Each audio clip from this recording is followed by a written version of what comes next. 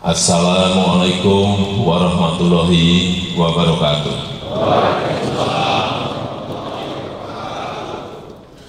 Selamat siang, salam sejahtera bagi kita semuanya. Shalom, Om Swastiastu, Namo Buddhaya, salam kebajikan. Yang saya hormati Presiden terpilih Republik Indonesia tahun 2024-2029 dan sekaligus Menteri Pertahanan Republik Indonesia Bapak Jenderal Purnawirawan Prabowo Subianto.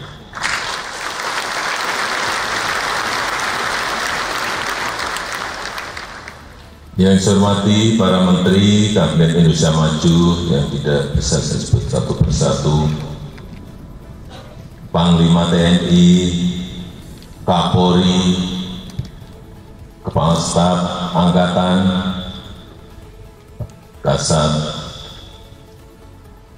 Kasal, dan Kasau,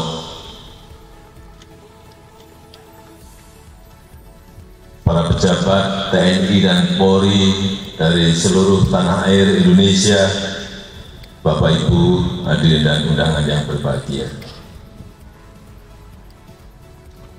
Saya melihat yang hadir di sini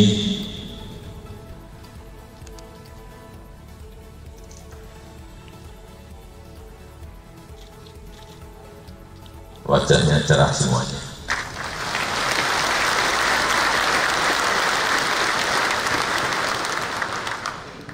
Selamat datang di Ibu Kota Negara Nusantara.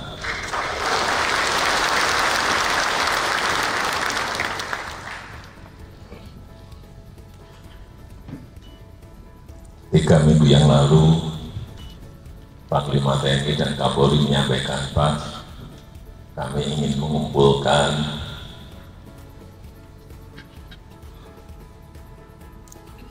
Pangdam, Kapolda, Danrem, Dandim, dan Kapolres dari seluruh tanah air. Saya sampaikan, saya tanya di Jakarta, enggak Pak, kalau bisa di IKN. Kenapa harus di IKN? Karena Pak, banyak yang belum tahu Pak.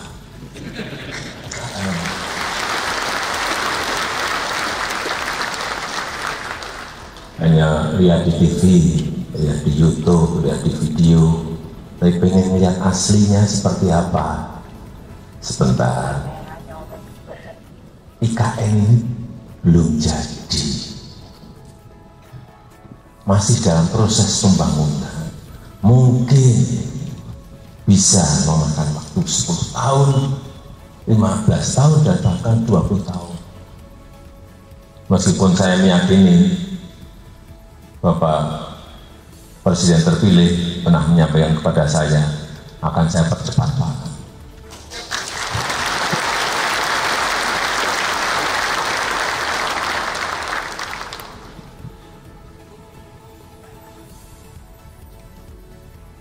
Bapak Ibu, kenapa saya mengajak untuk pertemuannya di IKN? Yang pertama, memang saya ingin saudara-saudara semuanya melihat IKN, melihat progres kota masa depan itu seperti apa, melihat semangat transformasi itu seperti apa.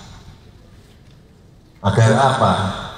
Agar semangat transformasi yang ada itu bisa Bapak Ibu bawa pulang ke daerah, ke wilayah, untuk dikembangkan di daerah masing-masing.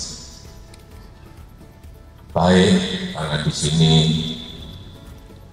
gedungnya harus green building, di sini transportasinya nanti harus transportasi hijau, pemakaian listrik yang kita ada sekarang ini juga dari energi hijau. Itulah masa depan dunia. Dunia semuanya menuju ke sana semuanya. Dan kita ingin juga menuju ke sana tapi mendahului dari yang lain. Dan kita tahu setiap pemimpin pasti memiliki cita-cita, pasti memiliki visi, pasti memiliki mimpi besar yang ingin diraih. Misalnya mewujudkan pembangunan Indonesia sentris dalam rangka pemerataan dan keadilan. Bukan hanya Jawa sentris, tapi Indonesia sentris.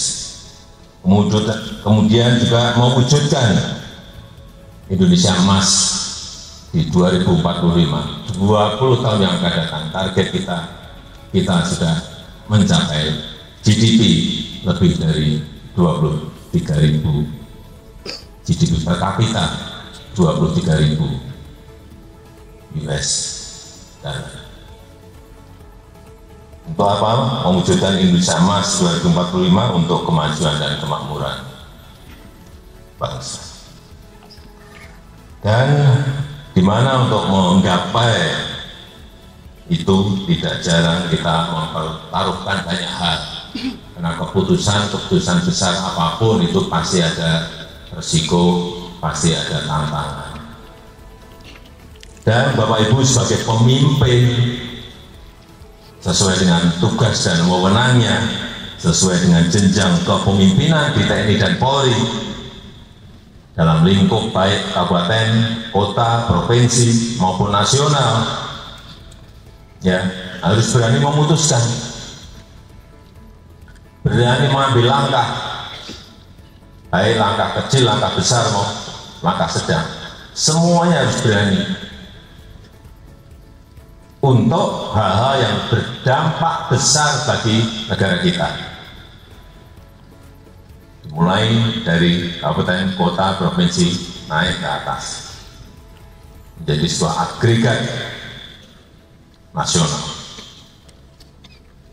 Dan juga perlu saya sampaikan bahwa kepindahan IKN Ibu Kota Nusantara ini bukan sekedar pindah gedung, bukan sekedar pindah istana, bukan sekedar pindah lokasi atau berubah tempat kerja, bukan itu. Tapi yang kita inginkan, keinginan besar kita adalah ada perubahan pola pikir kita, mindset kita, ada perubahan pola kerja kita, ada perubahan budaya kerja kita.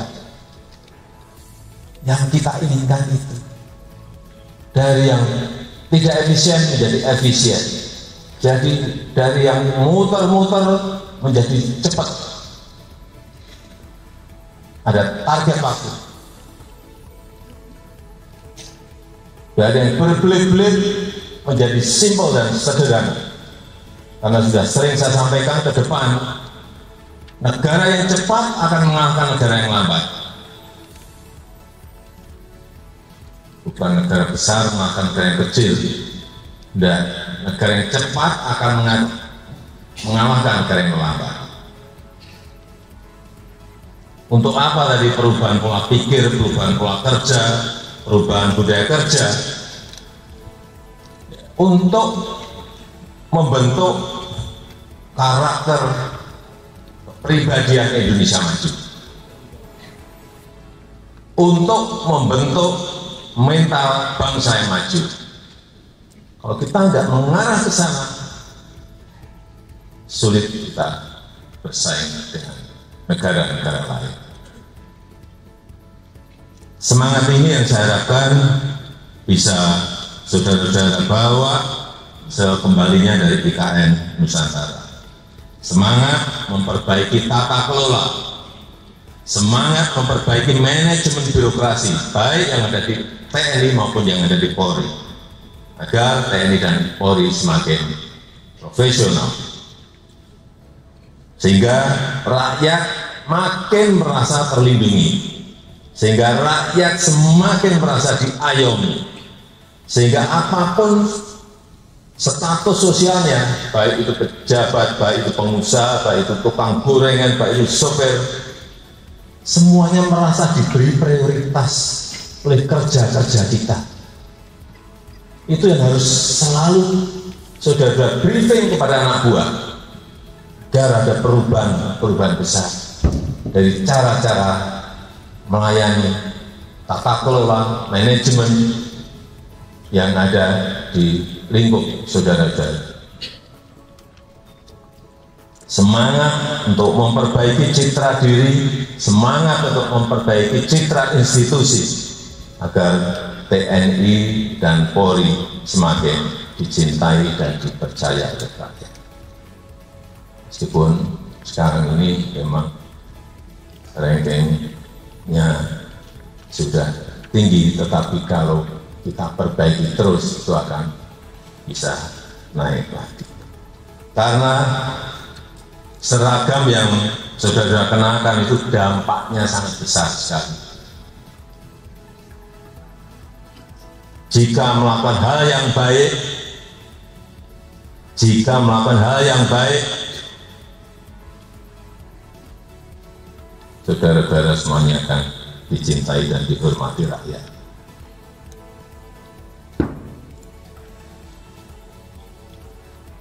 Saya berikan contoh. Ini hal-hal yang kecil-kecil, tapi menjadi hal-hal yang humanis. Polisi ngambil raport anak yatim di Bandung. TNI membantu motor mogok seorang ibu di Pontianak. Ini hal-hal seperti ini, hal yang humanis. Polisi membekuk oknum bersenjata di Jakarta. Ini sekali lagi hal-hal yang humanis, di mana masyarakat merasa diayomi dan dilindungi. Dan kalau sudah ada yang ngambil, klik,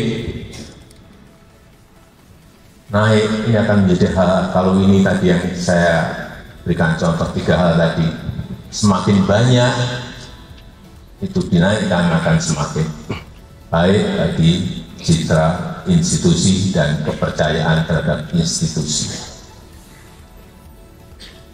Tapi sebaliknya, jika saudara-saudara melakukan hal yang dinilai buruk, maka dampak negatifnya juga akan besar. Hati-hati mengenai ini. Saya ketahuan atau terlibat judi online, ada yang terlibat penganiayaan, ada yang terlibat narkoba,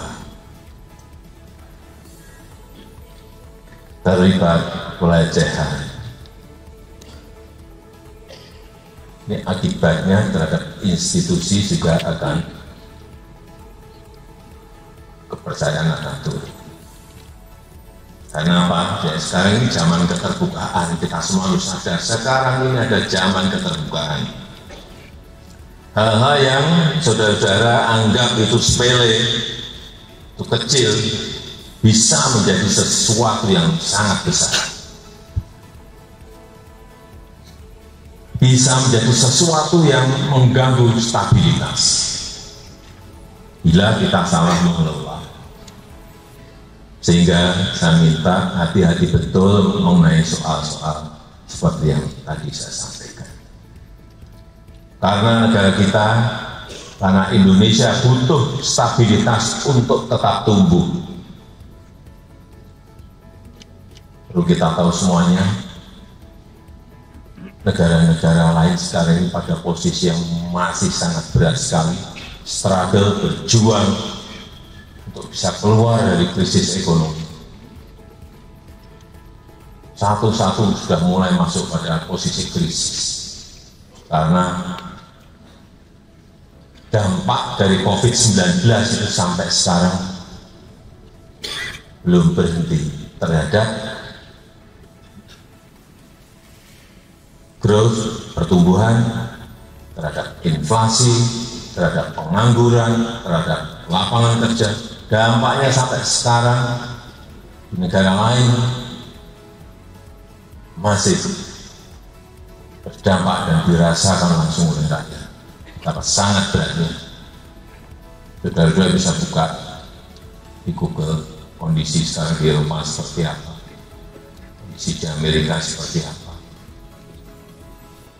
kondisi di beberapa negara di Afrika seperti apa. Tidak mudah.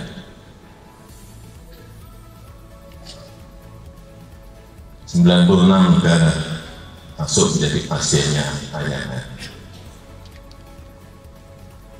Sekali lagi, negara kita Indonesia butuh stabilitas untuk tumbuh,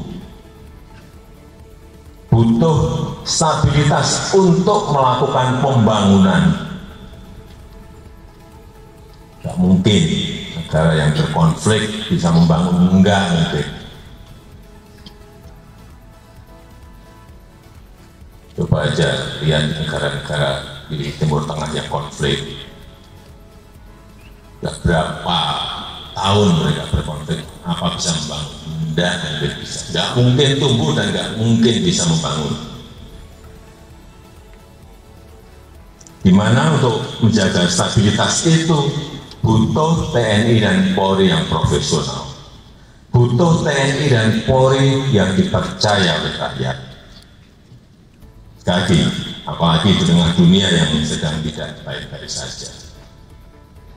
Rivalitas, geopolitik yang memanas, perang dagang, perlombaan senjata, menambah ketidakpastian dunia, dan membuat tantangan-tantangan saat ini menjadi sangat kompleks, sulit diselesaikan dalam lingkup global, juga sangat sulit dikalkulasi. Kalau keadaan nggak normal seperti sekarang ini, keadaan global nggak normal seperti ini, sulit dikalkulasi, sulit dihitung. Mau ngitung kurs dolar ke rupiah sulit, mau berhitung harga minyak tahun depan berapa atau tahun ini diperkirakan sangat sulit kalkulasinya. Gak kayak keadaan normal itu kalkulasinya selalu hampir tepat, meskipun nggak bisa tepat tapi hampir. Tapi sekarang ini penuh dengan ketidakpastian sehingga kalkulasinya sangat sulit. Dan saat ini negara kita berada dalam fase yang sangat penting.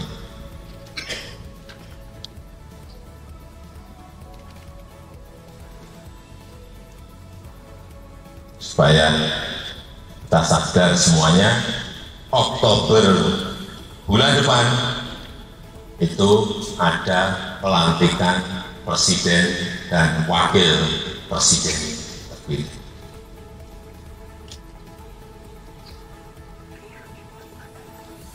Satu bulan lebih sedikit akan ada pelantikan presiden dan wakil presiden terpilih. November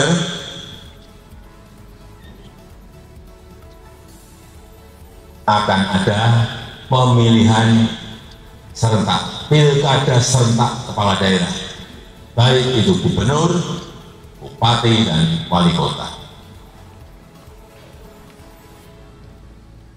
Sehingga saya minta TNI dan Polri harus betul-betul menjaga stabilitas yang sudah terjaga sampai saat ini. Hal-hal yang kecil-kecil segera selesaikan, jangan menjadi sebuah persoalan yang membesar. Segera, secepatnya.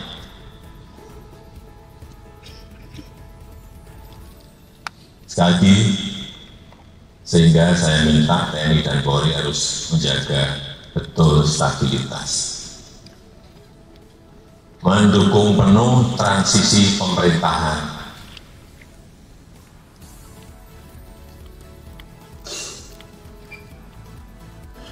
Agar mulus pemerintahan yang saya pimpin akan dilanjutkan oleh pemerintahan baru yang dipimpin oleh Bapak Jenderal TNI Purnawirawan Prabowo Subianto.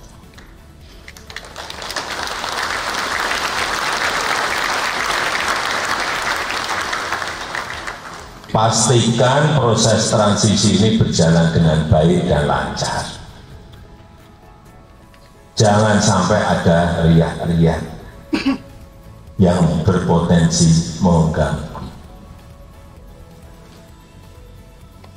Juga dukung penuh penyelenggaraan pilkada. Jaga netralitas, jaga situasi agar tetap kondusif.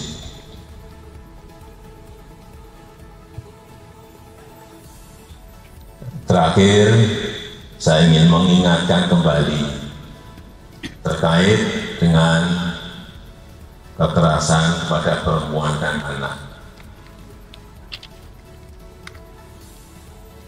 Saya minta TNI dan Polri bisa menjadi institusi yang pertama.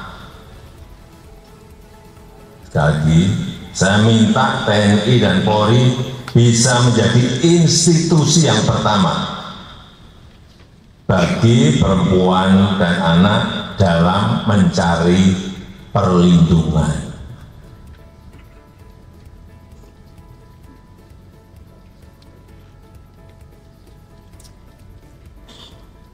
Di dalam pikiran para perempuan dan anak, mikirnya kalau minta perlindungan itu di sini TNI dan Polri. Baik dari KDRT, dari kekerasan seksual, dari kekerasan fisik, dari bully-bulian, dari penganiayaan. Oleh sebab itu, berdayakan yang namanya Babinsa, berdayakan yang namanya Babin Kamtibmas sebagai ujung tombak dalam pertolongan pertama.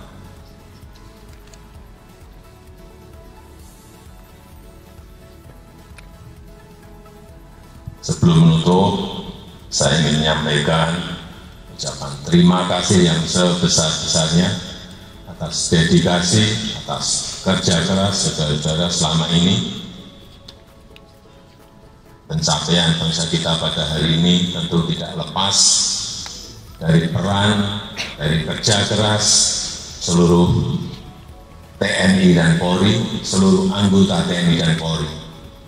Dan saya berharap TNI dan Polri ke depan bisa terus mempertahankan kekompakannya, mempertahankan sinergitasnya dalam menjaga dan melindungi negara kita Indonesia. Dan saya mohon maaf jika dalam 10 tahun ini selama memimpin ada hal yang dirasa kurang berkenan, ada hal-hal yang dirasa belum maksimal, baik dalam kebijakan maupun dalam kita berinteraksi. Karena saya kalau ke daerah itu pasti ketemu Kapolres, pasti ketemu Dandim, pasti ketemu Danrem, pasti ketemu Pangdam, pasti ketemu Kapolda. Kadang-kadang ada yang saya salami, ada yang nggak saya salami, ada yang luput, nggak salaman. Aduh, masa saya nggak disalami sama presiden? Padahal saya Pangdam, saya kan nggak apa, Pangdamnya yang mana, Kapolda yang mana, nggak kenali. Polresnya yang mana, Dandimnya yang mana, Danremnya yang mana. Kalau luput nyalami saja bisa masalah. Wah, presiden nggak mau nyalami saya. Sekali lagi, saya mohon maaf jika 10 tahun selama memimpin ada hal yang kurang berkenan, ada hal yang belum maksimal dan belum baik, baik dalam kebijakan maupun dalam berinteraksi. Dan mumpung masih berada di IKN, setelah kegiatan nanti kita akan foto bersama, tapi di saudara-saudara juga akan saya ajak keliling. Saya tahu enggak mungkin kalau di TNI dan Polri kan enggak mungkin ada yang satu dua tahu-tahu ke suku kebangsaan sendiri, tapi pengen, tapi nggak berani ke sana, nanti saja.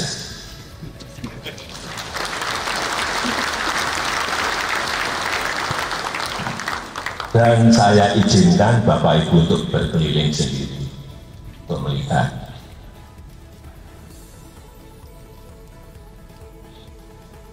Saya rasa itu yang ingin saya sampaikan dalam kesempatan yang baik ini. Terima kasih, saya tutup. Wassalamualaikum warahmatullahi wabarakatuh.